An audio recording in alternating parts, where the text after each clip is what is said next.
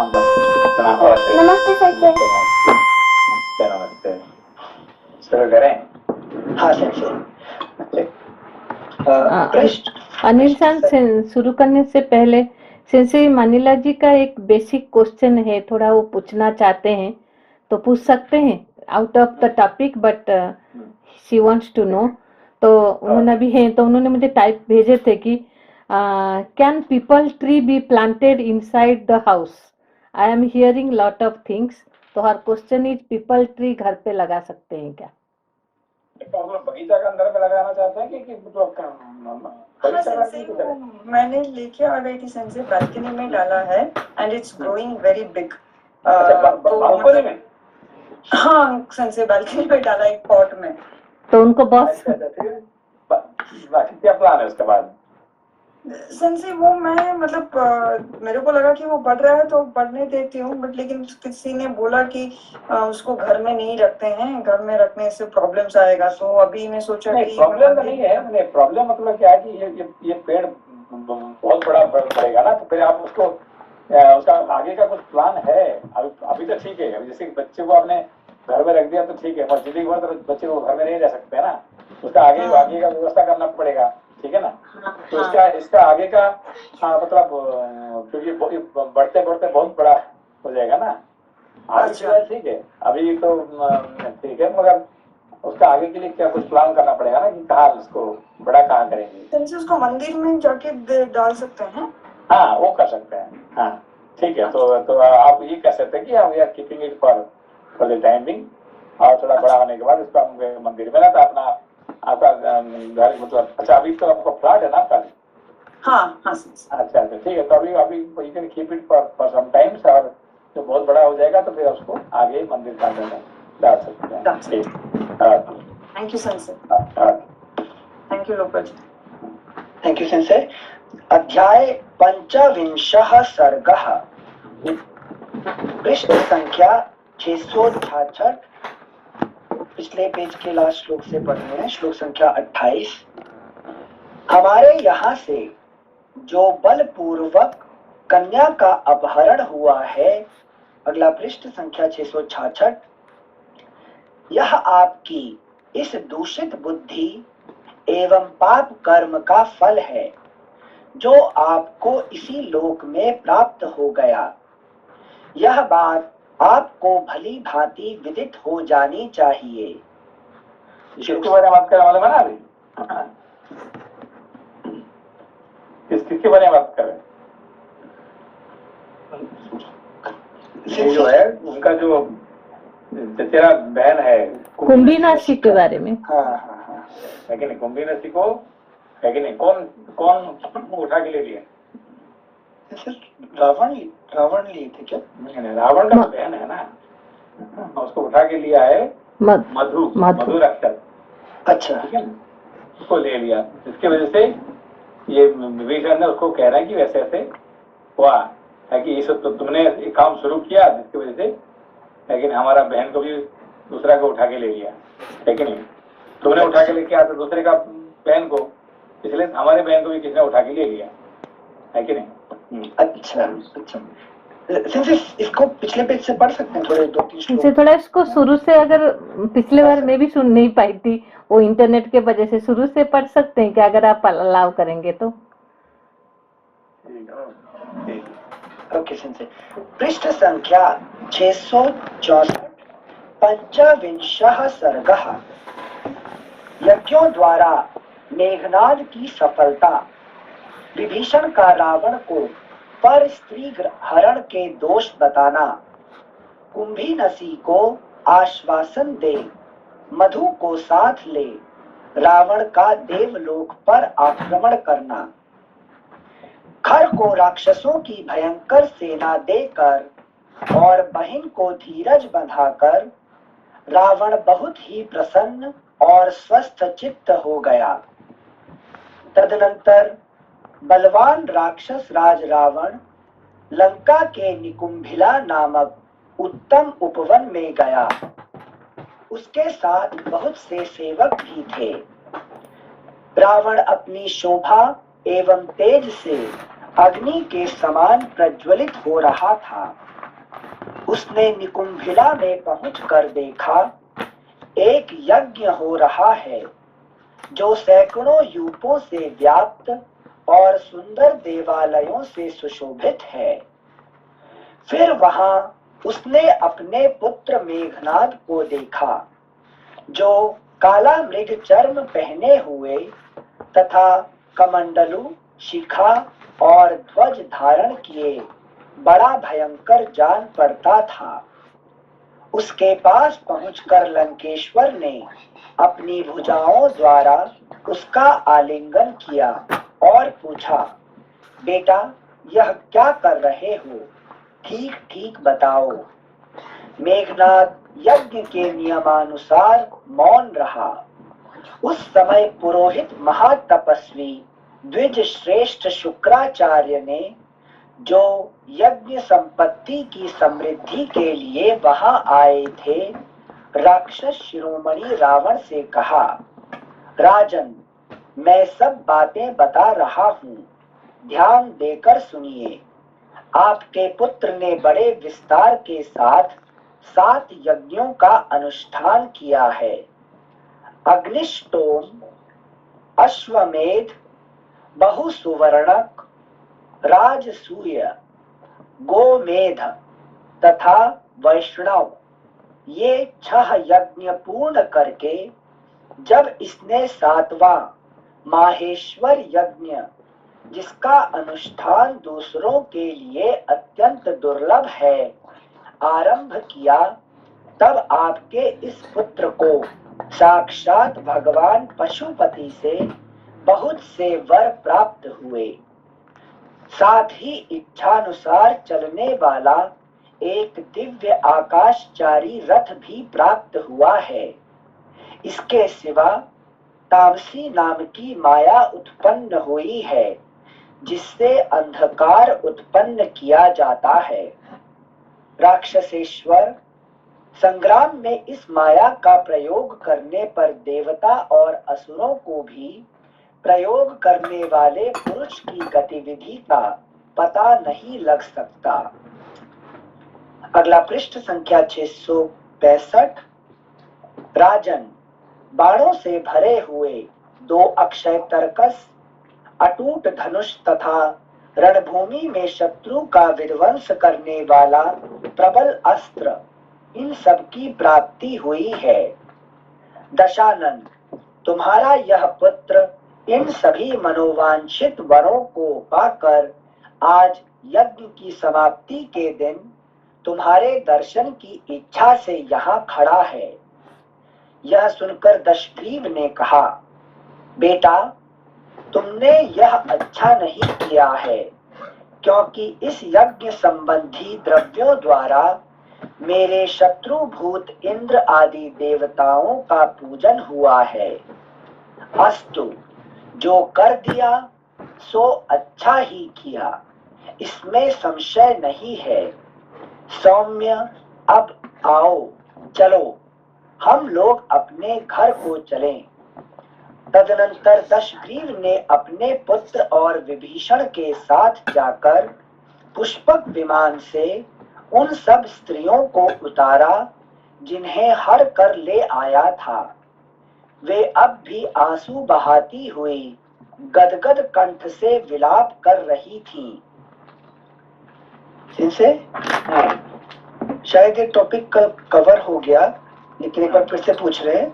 यहाँ श्लोक 14 में जो ये बोल रहे हैं रावण, क्योंकि इस यज्ञ संबंधी द्रव्यों द्वारा मेरे शत्रुभूत इंद्र आदि देवताओं का पूजन हुआ है। इसलिए जब कुंभकर्ण के बारे में पढ़ रहे थे तब आप बताए थे कि यज्ञ 3 प्रकार के होते हैं। तो ये जो यज्ञ कर रहे हैं, हमें ये नहीं समझ लेना चाहिए कि कोई यज्ञ करने बैठ गया तो सात्विक ही है। लेकिन यहाँ जो पूजन का विधि बता रहे हैं, वो कह रहे हैं कि द्रव्यों द्वारा मेरे शत्रुभूत इंद्र आदि देवताओं का पूजन हुआ है। तो यहाँ भी ये जो पूजा कर रहे हैं इंद्र आदि देवताओं की कर रहे हैं क्या, इवन तो असुर या राक्षस? यज्ञ कौन करवाए? फिर शुक्राचार्य जी से। शुक्राचार्य, तो शुक्राचार्य यज्ञ करेंगे तो फिर वो तो ये क्या कहते हैं, तो देवताओं को देंगे ना। तो वो उसको पसंद नहीं आया, लेकिन ये गलत तुमने गलती कर दिया क्योंकि हमारे दुश्मन तुमने, हाँ, इसको नहीं करना चाहिए था। ठीक है, जो कर दिया ठीक है, अभी क्या करें अभी साइड में। अच्छा, हाँ सर, प्रश्न पूछने का रीजन था कि अगर यज्ञ कैसा भी प्रवृत्ति का हो, चाहे सात्विक राजसिक या तामसिक, होगा वो देवताओं को ही अर्पित क्या? हाँ, असली यज्ञ मतलब उसका असली में देवताओं को ही होगा, यज्ञ करते हैं। अच्छा, थैंक यू सेंसे। श्लोक संख्या 16। तदनंतर दशग्रीव ने अपने पुत्र और विभीषण के साथ जाकर पुष्पक विमान से उन सब स्त्रियों को उतारा जिन्हें हर कर ले आया था। वे अब भी आंसू बहाती हुई गदगद कंठ से विलाप कर रही थी। वे उत्तम लक्षणों से सुशोभित होती थीं और देवताओं, दानवों तथा राक्षसों के घर की रत्न थीं। उनमें रावण की आसक्ति जानकर धर्मात्मा विभीषण ने कहा, क्योंकि उस टाइम पे मुंह खुला कौन? विभीषण कि तुमने दूसरे का है कि नहीं, बेटी, दूसरे का बहन, सबको तुम उठा के ले आए। अभी इसके वजह से क्या हो कि हमारा भी बहन को किसी ने उठा के ले लिया, ठीक है ना। अच्छा, तुमने जो काम किया है उसका बदला, उसका फल हमें भुगतना पड़ेगा। भुगतना पड़ रहा है। Thank you sensei. श्लोक संख्या 18। राजन, ये आचरण यश, धन और कुल का नाश करने वाले हैं।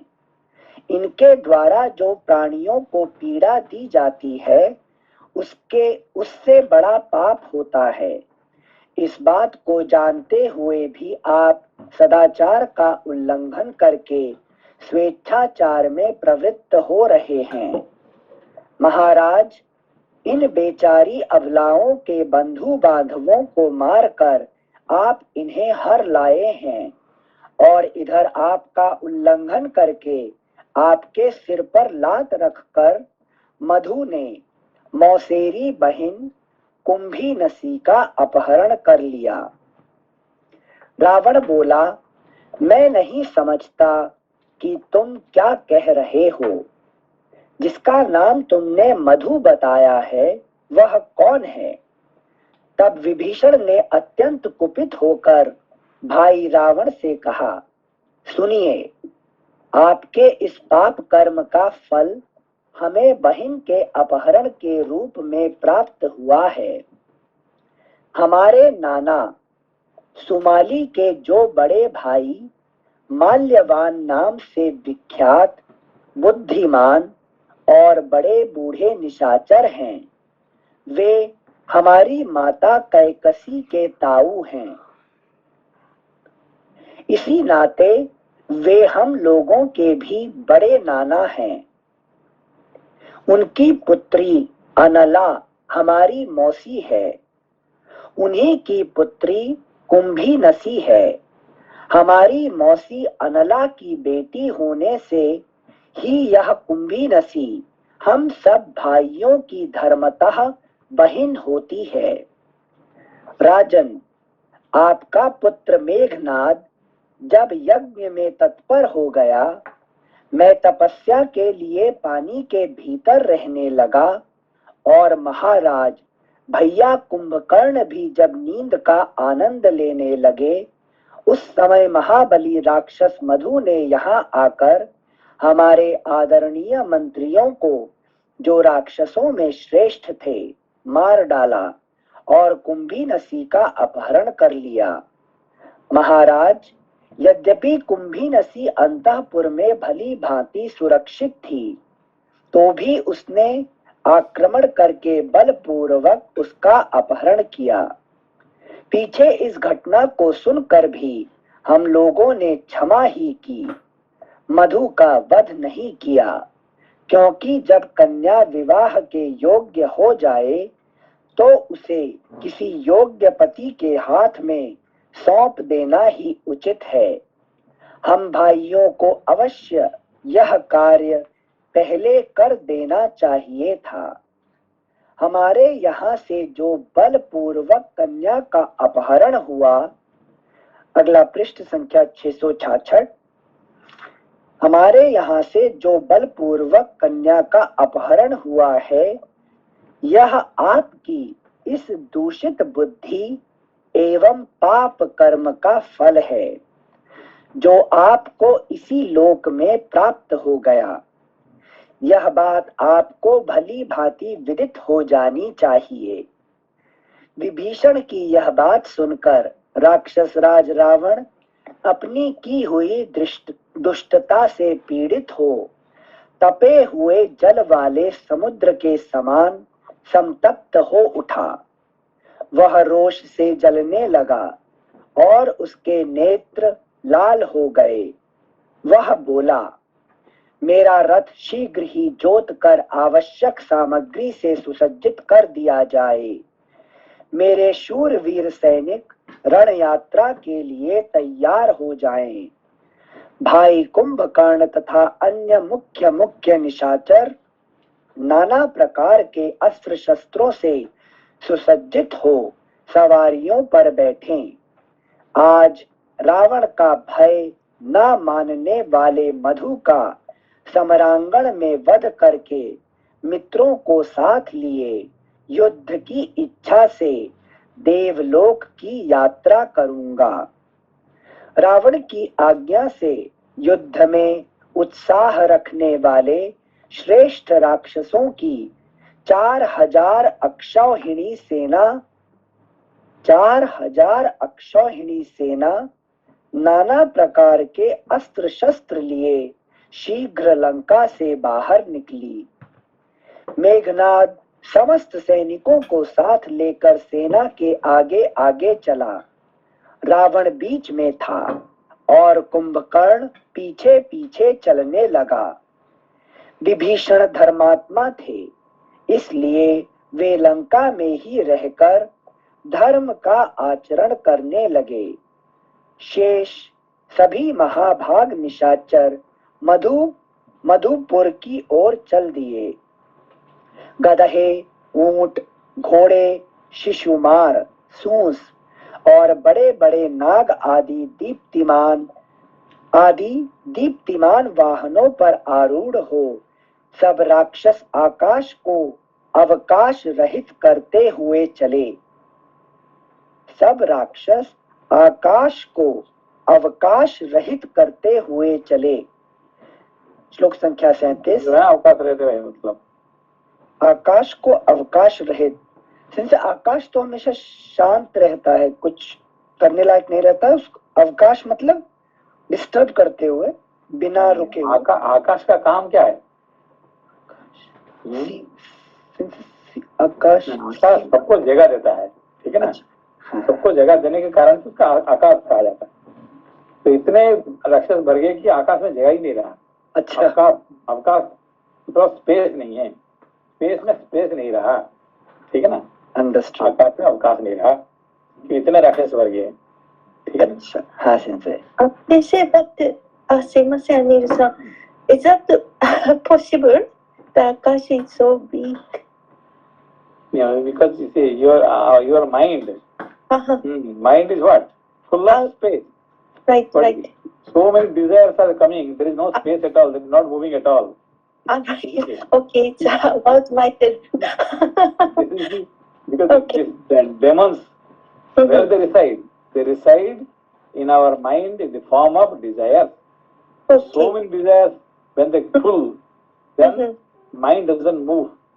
Okay. Right. Okay. Okay, thank you. Thank you, Anil-san. Thank you sensei. Sensei एक थोड़ा लाइन से भटक रहे हैं। सेंसे महाभारत में 18 अक्षौहिणी सेना थी ना। हाँ। यहाँ श्लोक संख्या 33 में आया है, रावण की आज्ञा से युद्ध में उत्साह रखने वाले श्रेष्ठ राक्षसों की 4000 अक्षौहिणी सेना। यही इसका मतलब गिनती में राक्षसों का सेना क्या होता है? सबसे लंबा होता है, बड़ा होता है। ठीक है ना। ये राक्षस हमारे हमारे हमारे जो है कि नहीं, मन के अंदर में कितने कितने राक्षस है, 4000 से ज्यादा है, ठीक है ना। इसीलिए जगह नहीं है, आकाश में अवकाश नहीं है। Thank you sensei, thank you.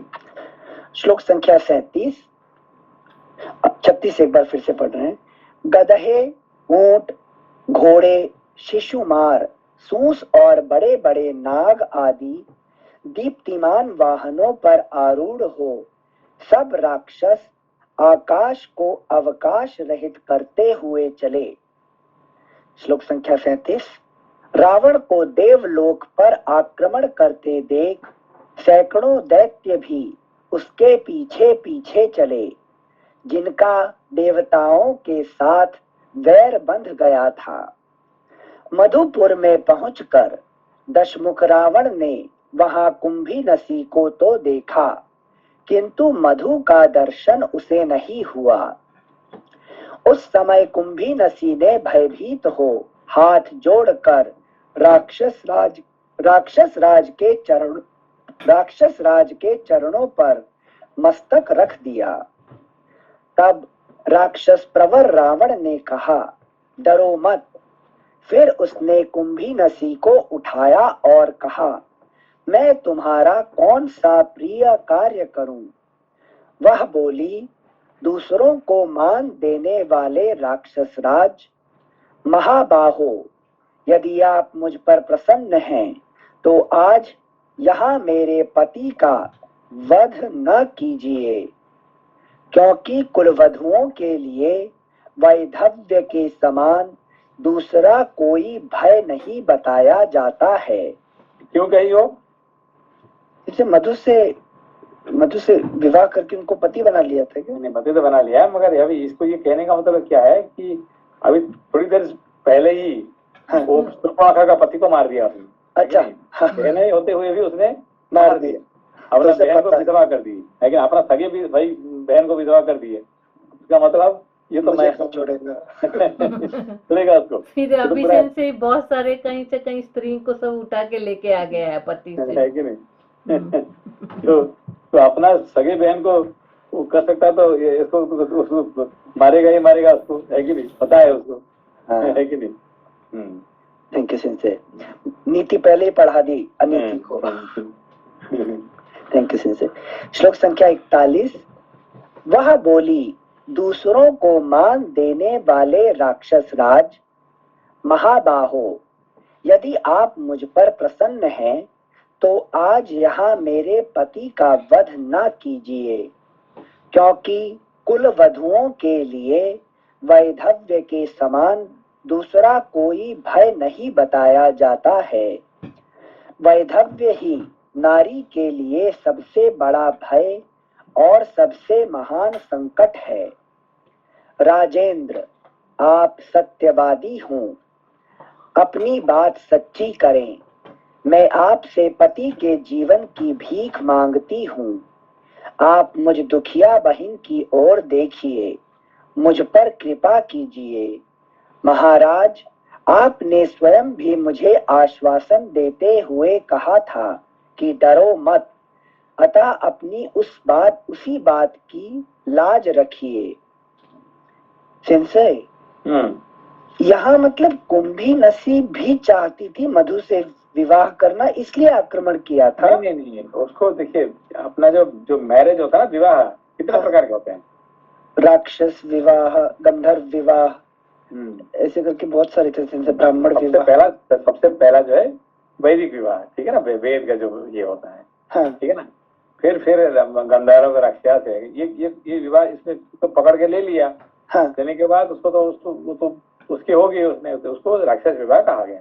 ठीक है, राक्षस में चलता है ये, एक उठा के ले लिया तो उसका पत्नी हो गया, ठीक है ना। हाँ, तो उसके हिसाब से उसने शादी कर लिया उसने, ठीक है ना। हाँ, अच्छा, तो इसलिए उसका पत्नी तो बन गई, ठीक है ना। देयर इज नो चॉइस, है कि नहीं। अच्छा। Thank you सिंसे।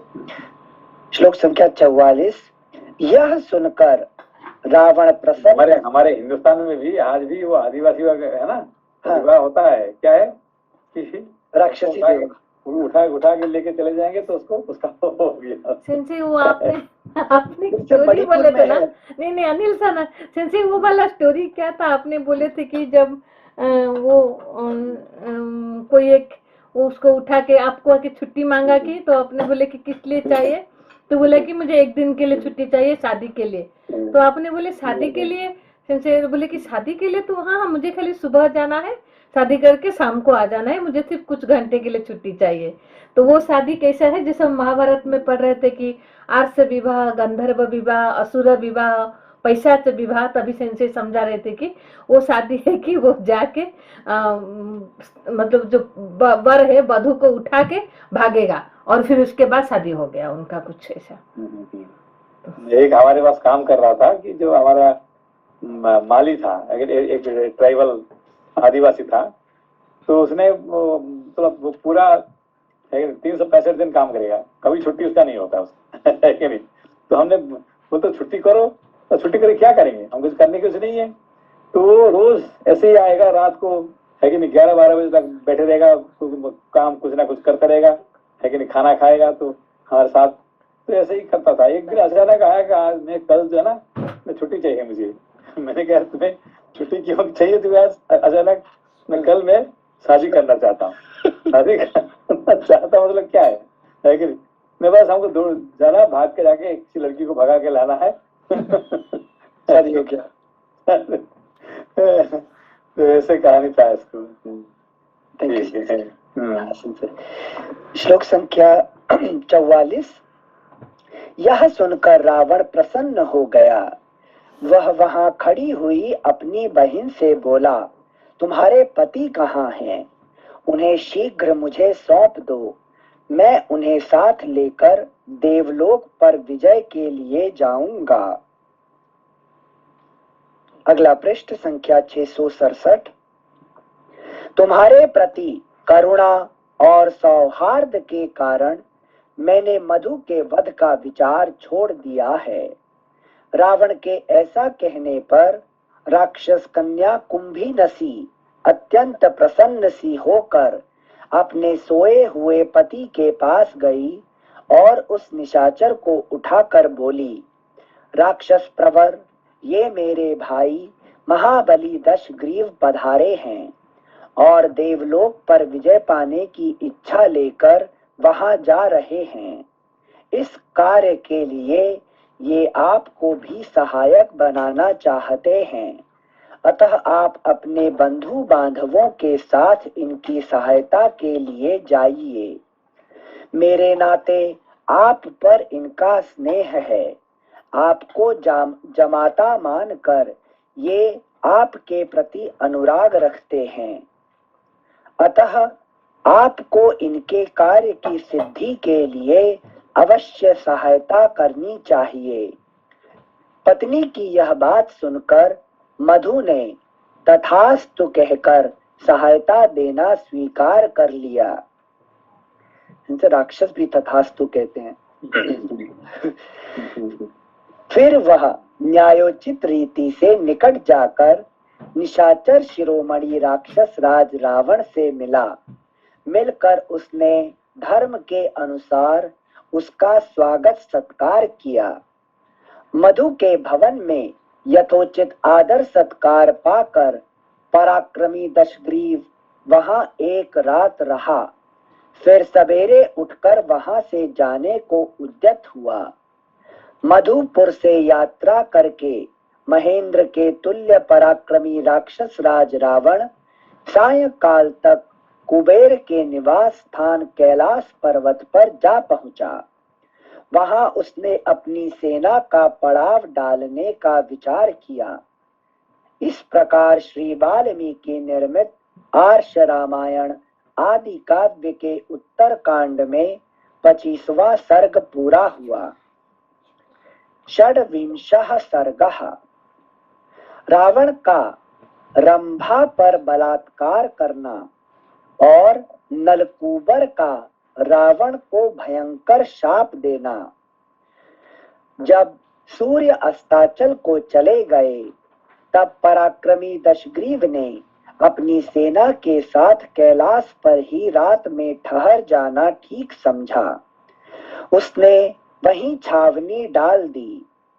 फिर कैलाश के ही समान श्वेत कांति वाले निर्मल चंद्रदेव का उदय हुआ और नाना प्रकार के अस्त्र शस्त्रों से सुसज्जित निशाचरों की वह विशाल सेना गाढ़ निद्रा में निमग्न हो गई। परंतु महापराक्रमी रावण उस पर्वत के शिखर पर चुपचाप बैठकर चंद्रमा की चांदनी से सुशोभित होने वाले उस पर्वत के विभिन्न स्थानों की जो संपूर्ण काम भोग के उपयुक्त थे नैसर्गिक छटा निहारने लगा। कैलाश संजय कैलाश पर्वत पर है ना? जो संपूर्ण काम भोग के उपयुक्त थे नैसर्गिक छटा। संजय कैलाश में तो शिव जी रहते हैं ना, तो वहाँ पे भी क्या कहते हैं, वहाँ पे कुबेर जी भी है। अच्छा, सारे desire. Okay okay okay, got it Sanjay, thank you Sanjay. श्लोक संख्या 4। कहीं कनेर के दीप्तिमान कानन शोभा पाते थे, कहीं कदम्ब और बकुल मौल सिरी वृक्षों के समूह अपनी रमणीयता बिखेर रहे थे, कहीं मंदाकिनी के जल से भरी हुई और प्रफुल्ल कमलों से अलंकृत पुष्करिणियां शोभा दे रही थीं, कहीं चंपा, अशोक, पुन्नाग, नागकेसर, मंदार, आम, पाड़र, लोध, प्रियंगु, अर्जुन, केतक, तगर, नारियल, प्रियाल और पनस आदि वृक्ष अपने पुष्प आदि की शोभा से उस पर्वत शिखर के वन्य प्रांत को उद्भासित कर रहे थे। अगला पृष्ठ संख्या 668। मधुर कंठ वाले कामार्त किन्नर अपनी कामिनियों के साथ वहां राग युक्त गीत गा रहे थे, जो कानों में पड़कर मन का आनंद वर्धन करते थे। जिनके नेत्र प्रांत मद से कुछ लाल हो गए थे, वे मदमत्त विद्याधर युवतियों के साथ क्रीड़ा करते और हर्षमग्न होते थे।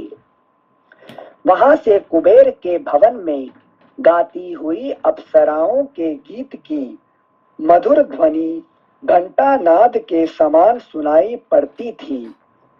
वसंत ऋतु के सभी पुष्पों की गंध से युक्त वृक्ष हवा के थपेड़े खाकर फूलों की वर्षा करते हुए उस समूचे पर्वत को सुवासित सा कर रहे थे। विविध कुसुमों के मधुर मकरंद तथा पराग से मिश्रित प्रचुर सुगंध लेकर मंद मंद बहती हुई सुखद वायु रावण की काम वासना को बढ़ा रही थी।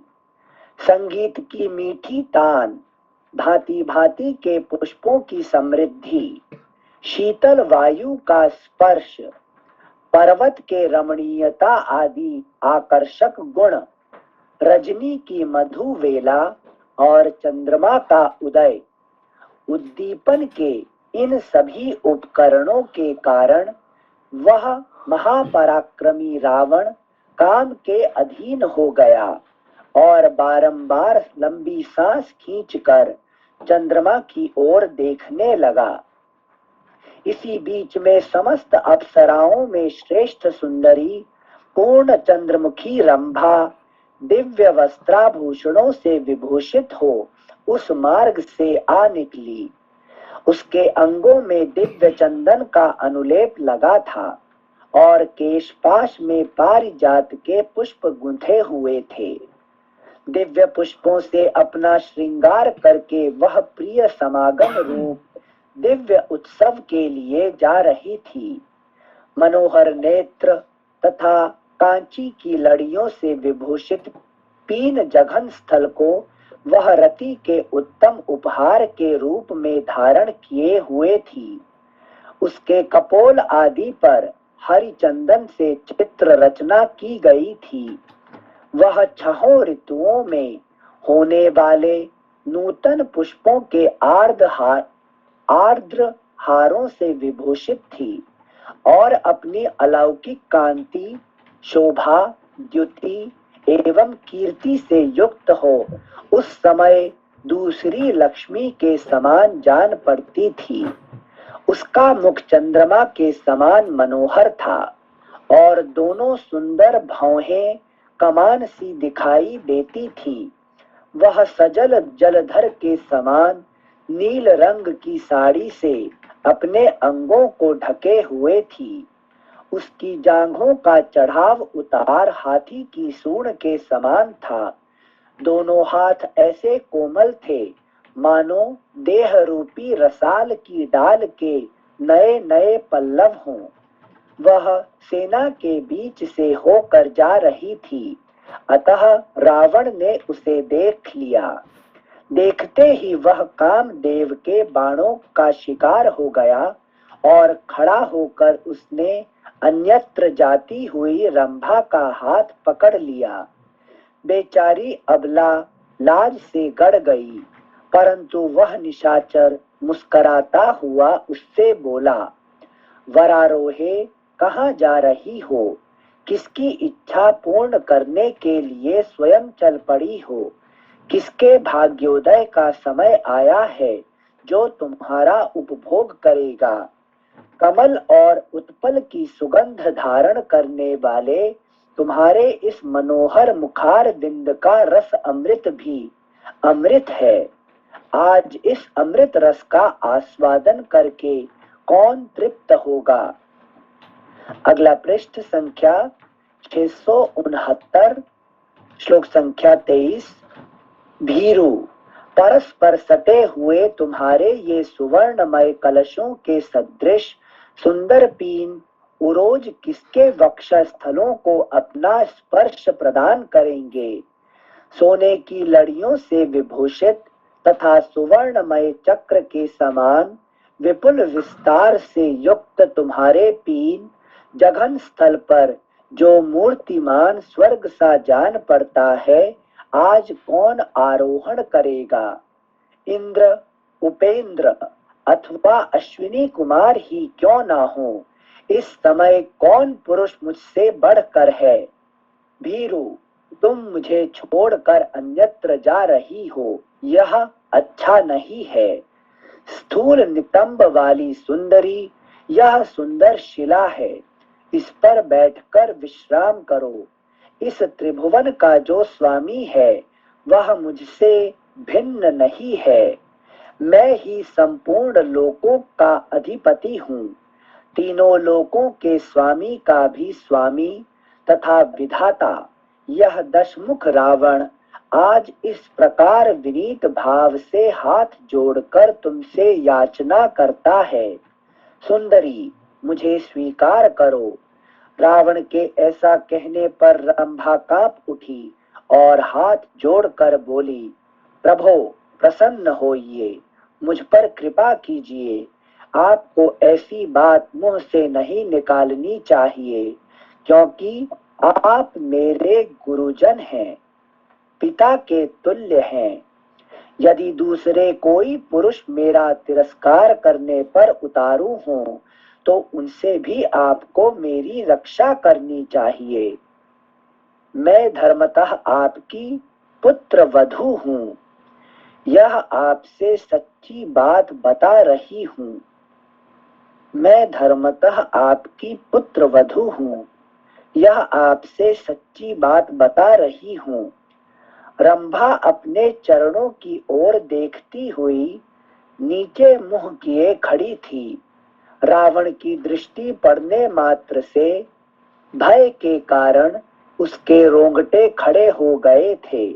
उस समय उसने रावण से कहा, रंभे, उस समय उससे रावण ने कहा, रंभे, यदि यह सिद्ध हो जाए कि तुम मेरे बेटे की बहू हो, तभी मेरी पुत्रवधू हो सकती हो, अन्यथा नहीं। तब रंभा ने बहुत अच्छा कहकर रावण को इस प्रकार उत्तर दिया, राक्षस शिरोमणि, धर्म के अनुसार मैं आपके पुत्र की ही भार्या हूँ। आपके बड़े भाई कुबेर के पुत्र मुझे प्राणों से भी बढ़कर प्रिय हैं। वे तीनों लोकों में नल कुबर नाम से विख्यात हैं तथा धर्मानुष्ठान की दृष्टि से ब्राह्मण और पराक्रम की दृष्टि से क्षत्रिय हैं। अनिल सन, एक मिनट। सेंसरी, मेरा एक छोटा सा डाउट है।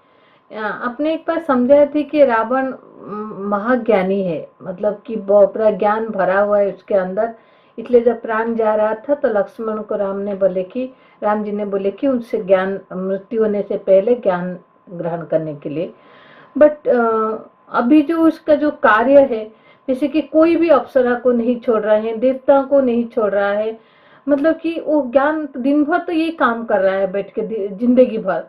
तो मैं समझ नहीं पा रही हूँ कि ज्ञान क्या पिछले जन्म से जस्ट विश्रवा के पुत्र होने के वजह से ऑटोमेटिक लाइक मिल गया था, ऐसा है क्या कुछ? इसको ज्ञानी नहीं कहा जाता, इसको ज्ञानी नहीं कहा जाता है। वो ज्यादा जानता है, जो जानता है उसको ज्ञानी नहीं कहा जाता है, कि नोस, ठीक है ना। उसको ज्ञानी नहीं कहा जाए। ज्ञानी मतलब जो रियलाइज किया है, ठीक है ना। तो जानता है उसको ज्ञानी नहीं कहा जाता, है कि नहीं। तो जैसे हम लोग काम करते हैं कॉर्पोरेट वर्ल्ड में, जो बहुत सारे नॉलेजेबल, जो सारे डायरेक्टर, मैनेजिंग डायरेक्टर, तो उन लोग ऐसे हैं। ओके। जैसे वो लोग विद्याधर कहलाते हैं क्या? विद्याधर भी अलग होता है। विद्याधर जैसे कि आपने कभी, जो जैसे भी इलेक्ट्रिशियन होता है, कारपेंटर होता है, प्लम्बर होता है कि नहीं, इसको कहते हैं विद्याधर। जो विद्या को पकड़ के जो स्पेशलाइजेशन, सारे काम स्पेशलाइजेशन करते हैं, ठीक है ना। विद्याधर नहीं। अच्छा, हाँ, थैंक यू सिंसेर। श्लोक संख्या 32 से एक बार पढ़ेंगे। राक्षस शिरोमणि, धर्म के अनुसार मैं आपके पुत्र की ही भार्या हूँ। आपके बड़े भाई कुबेर के पुत्र मुझे प्राणों से भी बढ़कर प्रिय हैं। वे तीनों लोकों में नलकूबर नाम से विख्यात हैं तथा धर्मानुष्ठान की दृष्टि से ब्राह्मण और पराक्रम की दृष्टि से क्षत्रिय हैं। धर्मानुष्ठान की दृष्टि से ब्राह्मण और पराक्रम की दृष्टि से क्षत्रिय हैं। वे क्रोध में अग्नि और क्षमा में पृथ्वी के समान हैं। उन्हें लोकपाल कुमार प्रियतम नलकूबर को आज मैंने मिलने के लिए संकेत दिया है। यह सारा श्रृंगार मैंने उन्हीं के लिए धारण किया है। जैसे उनका मेरे प्रति अनुराग है, उसी प्रकार मेरा भी उन्हीं के प्रति प्रगाढ़ प्रेम है, दूसरे किसी के प्रति नहीं। शत्रुओं का दमन करने वाले राक्षस राज, इस सत्य को दृष्टि में रखकर आप इस समय मुझे छोड़ दीजिए। वे मेरे धर्मात्मा प्रियतम उत्सुक होकर मेरी प्रतीक्षा करते होंगे। उनकी सेवा के इस कार्य में आपको यहाँ विघ्न नहीं डालना चाहिए। मुझे छोड़ दीजिए। राक्षस राज, आप सत्पुरुषों द्वारा आचरित धर्म के मार्ग पर चलिए। आप मेरे माननीय गुरुजन हैं, अतः आपको मेरी रक्षा करनी चाहिए। अगला पृष्ठ संख्या 670। आपको मेरी रक्षा करनी चाहिए। यह सुनकर दशग्रीव ने उसे नम्रता पूर्वक उत्तर दिया।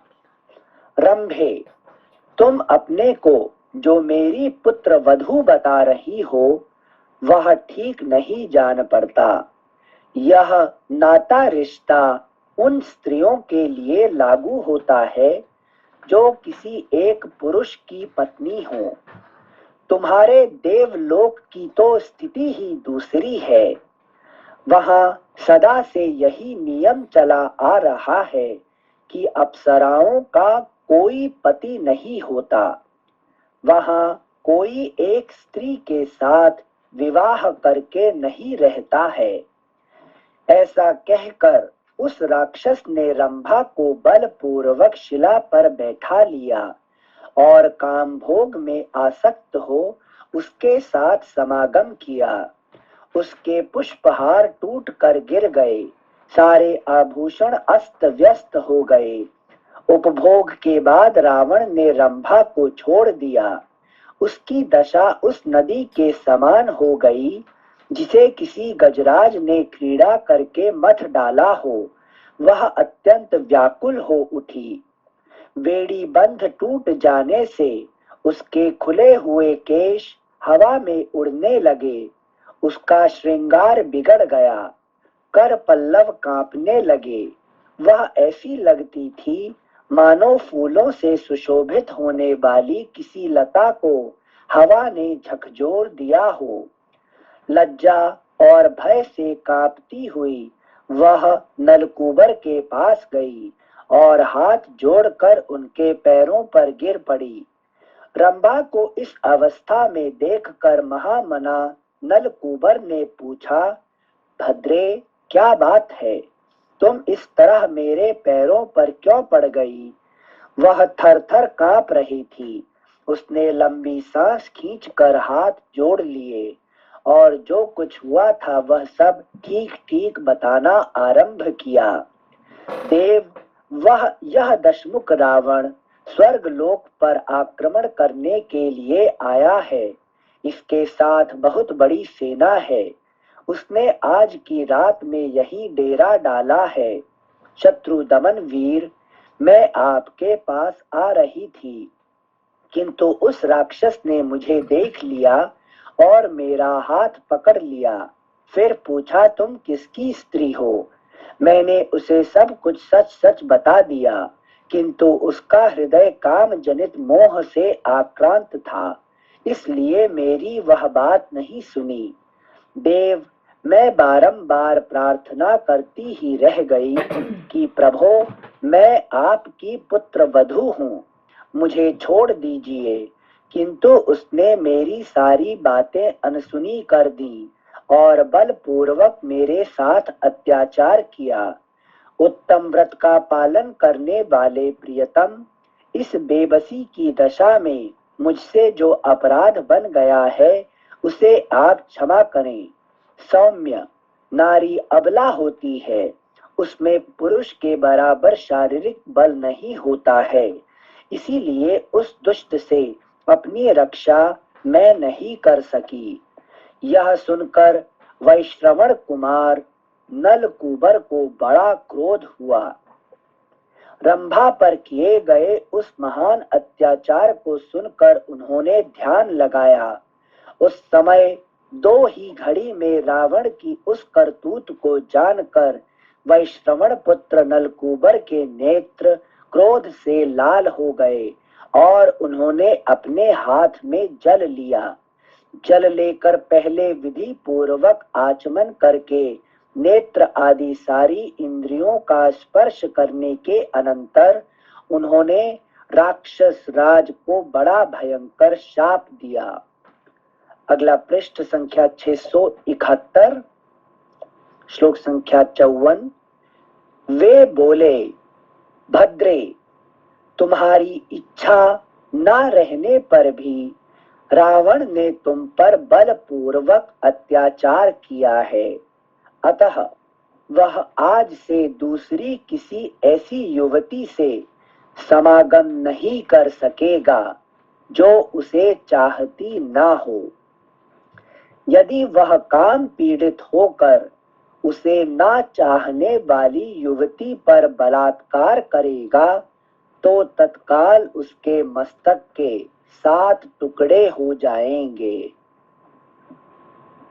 नलकूबर के मुख से प्रज्वलित अग्नि के समान दग्ध कर देने वाले इस शाप के निकलते ही देवताओं की दुंदुभियां बज उठी और आकाश से फूलों की वर्षा होने लगी। जिनसे अभी जब ये चैप्टर पढ़ रहे थे तब हमारे मन में एक प्रश्न आ रहा था कि रावण जब बैठा है तो उसी समय पे रंभा जी को वहां मार्ग क्रॉस करने की क्या आवश्यकता थी, ऐसा होता क्यों है, क्यों ये रचना होती है। अभी श्लोक संख्या 54-55 में उत्तर मिला। मतलब ये सारे इवेंट जो होते हैं ये फ्यूचर का कुछ प्रिपरेशन ही होता है। होते हैं। हाँ सिंचे, फिर इससे सीता जी का हाँ बचत हो गया, ठीक है ना। हाँ सिंचे, थैंक यू। श्लोक संख्या 56, नलकूबर के मुख से प्रज्वलित अग्नि के समान दग्ध कर देने वाले इस शाप के निकलते ही देवताओं की दुंदुभियां बज उठी और आकाश से फूलों की वर्षा होने लगी। ब्रह्मा आदि सभी देवताओं को बड़ा हर्ष हुआ। रावण के द्वारा की गई लोक की सारी दुर्दशा को और उस राक्षस की मृत्यु को भी जानकर ऋषियों तथा पितरों को बड़ी प्रसन्नता प्राप्त हुई। उस रोमांचकारी शाप को सुनकर दशग्रीव ने अपने को ना चाहने वाली स्त्रियों के साथ बलात्कार करना छोड़ दिया। वह जिन जिन पतिव्रता स्त्रियों को हर कर ले गया था उन सब के मन को नलकूबर का दिया वह शाप बड़ा प्रिय लगा। उसे सुनकर वे सब की सब बहुत प्रसन्न हुई। इस प्रकार श्री वाल्मीकि निर्मित आर्ष रामायण आदि काव्य के उत्तर कांड में 26वां सर्ग पूरा हुआ। सिंसे जो अप्सराओं का कैरेक्टर जब भी आता है वो कार्य निमित्त पूर्णतः देवताओं का कार्य पूरा करने के लिए ही स्वयं को समर्पित करती हैं। मतलब एक जो बोलते हैं ना कि सर्व समर्पण, तो उनका जन्म उसी उद्देश्य से होता है क्या? ये जहां पर भी समझते हैं, चाहे एक टॉपिक आता है कि जो एक अप्सरा गंधर्व है कि नहीं, यक्ष राक्षस, ये सबका अलग अलग टॉपिक आएगा। अच्छा, इसके टाइम पे अप्सरा का जो क्या कार्य है कि नहीं, उनका जन्म क्यों होता है कि नहीं, किससे होता है कि नहीं, उसका क्या कार्य पूरा करते हैं है कि नहीं, विराट पुरुष का क्या उसमें से, तो ये सब आएगा उसमें से। अच्छा, ठीक है ना। Thank you sensei. अगला अध्याय 27वां सर्गः, सेना सहित रावण का इंद्रलोक पर आक्रमण। इंद्र की भगवान विष्णु से सहायता के लिए प्रार्थना। भविष्य में रावण वध की प्रतिज्ञा करके विष्णु का इंद्र को लौटाना। देवताओं और राक्षसों का युद्ध तथा वसु के द्वारा सुमाली का वध। कैलाश पर्वत को पार करके महातेजस्वी दशमुख रावण सेना और सवारियों के साथ इंद्रलोक में जा पहुंचा। सब ओर से आती हुई राक्षस सेना का कोलाहल देवलोक में ऐसा जान पड़ता था मानो महासागर के मथे जाने का शब्द प्रकट हो रहा हो। रावण का आगमन सुनकर इंद्र अपने आसन से उठ गए और अपने पास आए हुए समस्त देवताओं से बोले।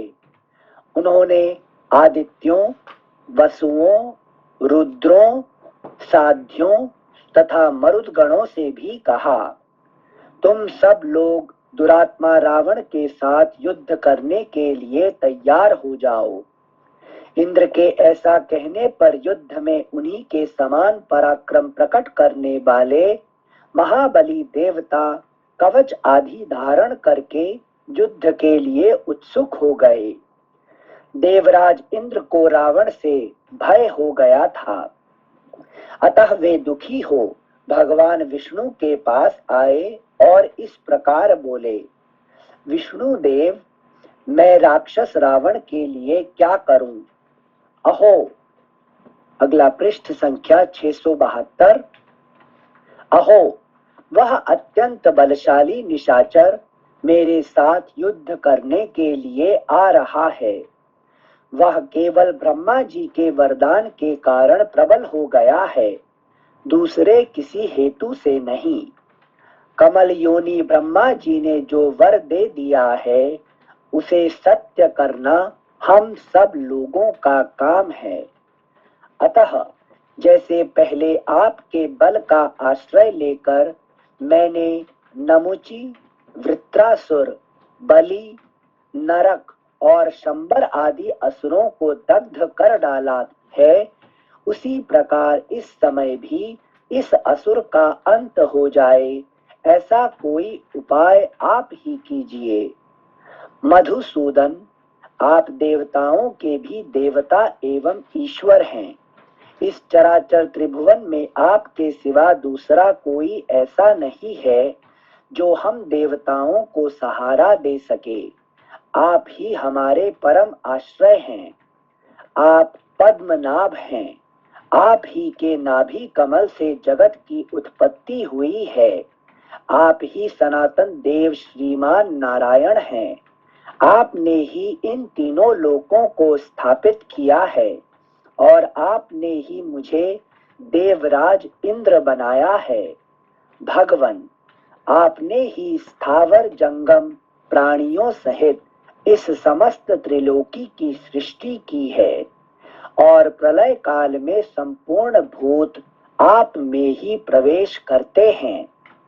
इसलिए देव देव, आप ही मुझे कोई ऐसा अमोघ उपाय बताइए जिससे मेरी विजय हो। क्या आप स्वयं चक्र और तलवार लेकर रावण से युद्ध करेंगे? इंद्र के ऐसा कहने पर भगवान नारायण देव बोले, देवराज, तुम्हें भय नहीं करना चाहिए।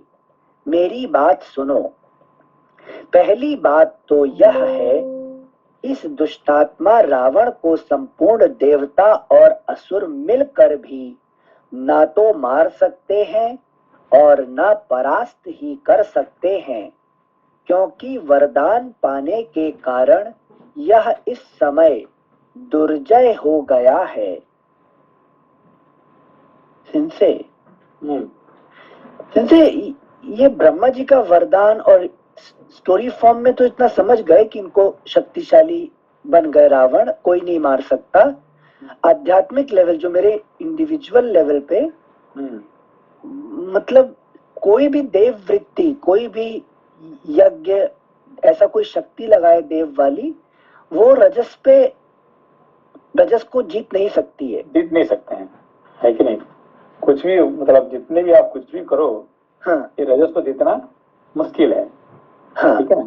इसलिए जब रजस प्रबल हो जाता है तो हमको क्या करना पड़ता है?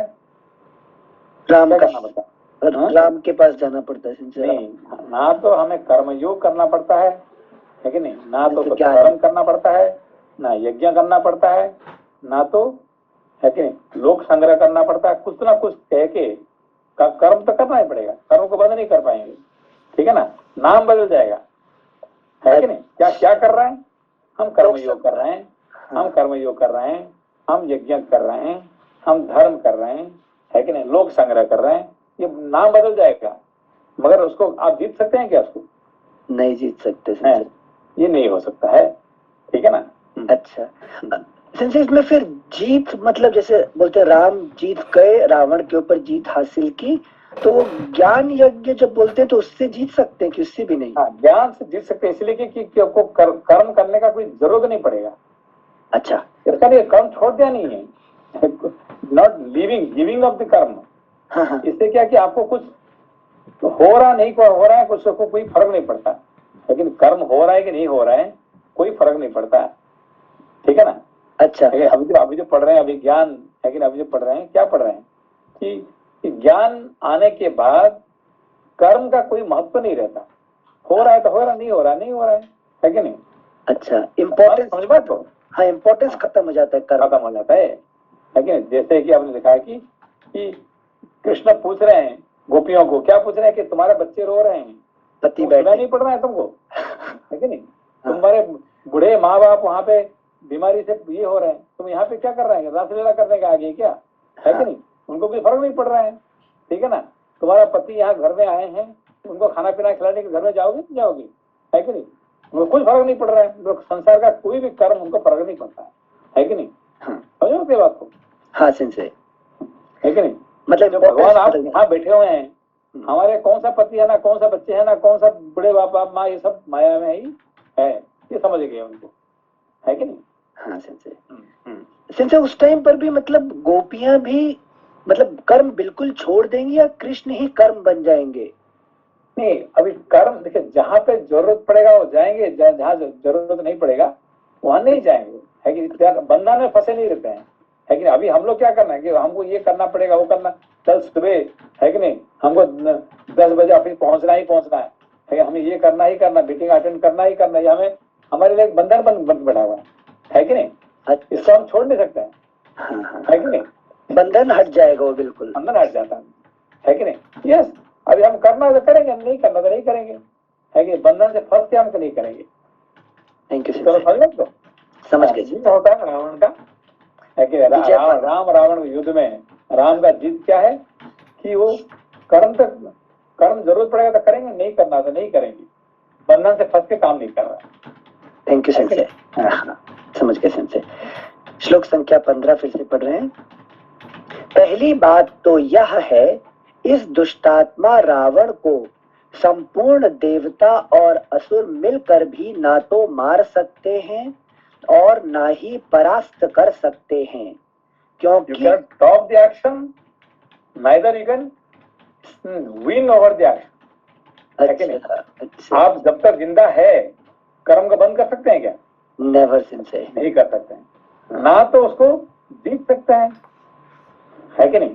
जैसे जीत सकना मतलब जो मैं करना चाहता हूँ वो करूँ, वैसा जीतना? नहीं, हाँ, जितना मतलब कि उसको whatever you want to do, can you do it? नहीं, जो ऑलरेडी प्रारब्ध है फिक्स है उसको वही करना पड़ेगा, अच्छा, है कि नहीं? कल सुबह कहाँ जाना पड़ेगा, कौन किससे मिलना है, आपका बॉस डिसाइड कर दिया है, है कि नहीं? आपने डिसाइड नहीं किया, आपका बॉस डिसाइड कर दिया, अब ऑफिस डिसाइड कर दिया, आपका पिता माता डिसाइड कर दिए, आपका बच्चे डिसाइड कर दिए, somebody else decides for you, not you decide by yourself, है कि नहीं? Thank you sensei. श्लोक संख्या ना तो मार सकते हैं और ना परास्त ही कर सकते हैं, क्योंकि वरदान पाने के कारण यह इस समय दुर्जय हो गया है।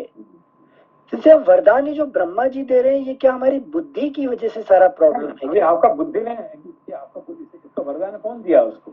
ब्रह्मा जी। बुद्धि ने मान लिया भाई ये मेरा बॉस है, बॉस जो कह रहा है मुझको मानना पड़ेगा, है कि नहीं? तो उसको बॉस किसने माना उसको? बॉस बुद्धि ने मान लिया, बुद्धि ने मान लिया। अभी बच्चे ने कहा कि भाई कल सुबह आपको पिताजी आपको स्कूल जाना पड़ेगा क्योंकि हमारे टीचर से आपको मिलना है, आप क्या नहीं मना करेंगे क्या? अरे बच्चा कह रहा स्कूल जाना तो आई हैव टू गो, है कि नहीं? तो इस तरह से सारे जो है कि नहीं, जो सर्व कर्म किसने डिसाइड किया कि आपको बुद्धि ने उसको दे दिया, वैल्यू दे दिया, तब सारी इंद्रियां फॉलो करेंगी, इसे फॉलो करना पड़ेगा, ठीक है ना? Thank you sensei. फिर इंद्र भी कुछ नहीं कर सकते, किसी नहीं कर सकता है, इसलिए इंद्र जाके भगवान विष्णु से मांग रहे हैं, है कि नहीं, कुछ करो। Thank you sensei. श्लोक संख्या 16। अपने पुत्र के साथ आया हुआ यह उत्कट बलशाली राक्षस सब प्रकार से महान पराक्रम प्रकट करेगा। यह बात मुझे अपनी स्वाभाविक ज्ञान दृष्टि से दिखाई दे रही है। सुरेश्वर, दूसरी बात जो मुझे कहनी है इस प्रकार है, तुम जो मुझसे कह रहे थे कि आप ही इसके साथ युद्ध कीजिए, उसके उत्तर में निवेदन है कि मैं इस समय युद्ध स्थल में राक्षस रावण का सामना करने के लिए नहीं जाऊंगा। श्लोक संख्या 18। मुझ विष्णु का यह स्वभाव है कि मैं संग्राम में शत्रु का वध किए बिना पीछे नहीं लौटता। मुझ विष्णु का यह स्वभाव है कि मैं संग्राम में शत्रु का वध किए बिना पीछे नहीं लौटता, परंतु इस समय रावण वरदान से सुरक्षित है, इसलिए उसकी ओर से मेरी इस विजय संबंधिनी इच्छा की पूर्ति होना कठिन है।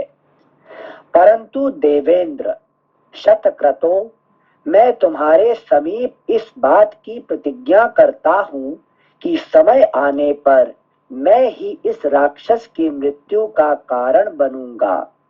मैं समय ही, आने पर, ठीक है ना? हाँ, मतलब कर्म नहीं करूंगा, जब राइट समय होगा इट विल हैपन। करेंगे, हाँ। थैंक यू सिंसेर। श्लोक संख्या 20, मैं ही रावण को उसके अग्रगामी सैनिकों सहित मारूंगा और देवताओं को आनंदित करूंगा, परंतु यह तभी होगा जब मैं जान लूंगा कि इसकी मृत्यु का समय आ पहुंचा है। देवराज, ये सब बातें मैंने तुम्हें ठीक ठीक बता दी।